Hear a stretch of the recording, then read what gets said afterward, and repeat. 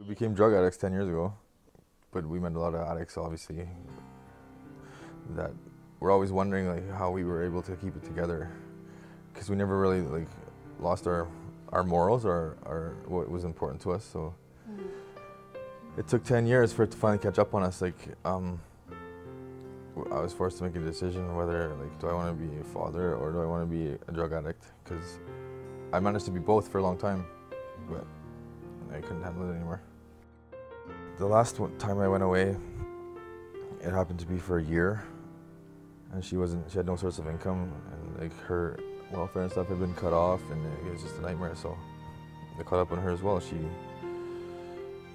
was, still was doing drugs, and without my support there to give her money and everything else, like, it just went downhill, right downhill. And then the social services were called, and the kids were taken. That was the hardest thing I've ever had to deal with in my whole entire life, because there was a door that I couldn't open. I knew that they were hurting really bad, and they were confused, and they didn't know why. And the family was like, Jade was here, I was here, they were there, all over the place. We were split up, and it was just like heartbreaking. Never ever will forget how that felt. And so we were given a chance, I guess you'd say, from this program that we were enrolled with. And the apprehension team showed up, and nothing like that had ever happened before. So I told them I was really tired. I've been on meth, and I just can't do it anymore. Like, I need help. And so the woman heading the apprehension team, she told me that I had the opportunity right then to get help, to go to treatment, and the kids would be safe. And so I took that opportunity. I was told that the project was a pilot project that we were involved with, and like I have nothing but like wonderful things to say about that. I mean, absolutely, it's the best thing that happened to our family.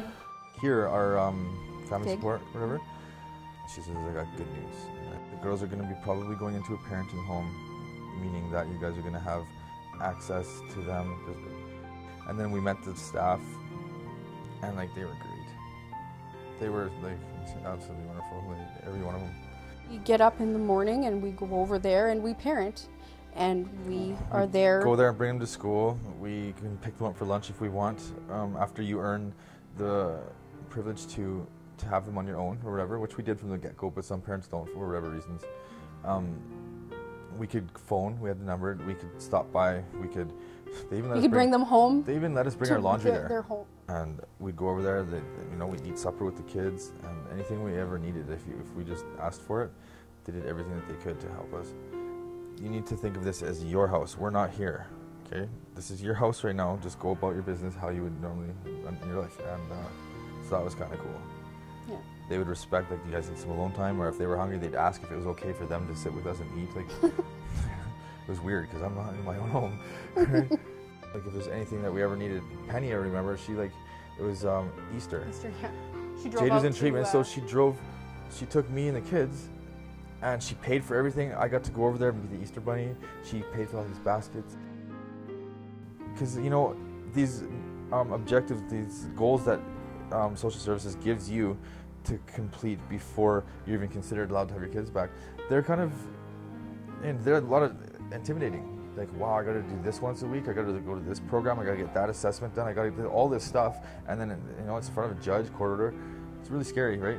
But having your access to your children every day, giving them hugs, putting them to bed, kissing them, sniffing them, it gives you all the more desire to continue going, because you especially that we were clean, it feels wonderful, right? So we wanted them back more and more and more, and as time went by, we were getting them more and more and more, and then we proceeded to overnights, and then weekends and then weeks. Boom. And you know what? We were the kids weren't even supposed to come home until school started just after or something, and once we had our second weekend visit, they must have got some sort of feedback, and we weren't scheduled to have our kids for 2 weeks or something, and we went to pick them up for the weekend, and they're like, you might as well just bring all your stuff. And this pilot project that Jade and I have been through, it needs to continue, because with the help of the Beaumaris House and that program that we were involved with, if you want your kids back, you'll get them. They'll do everything in their power to do it. We have our kids back, you know? It feels good.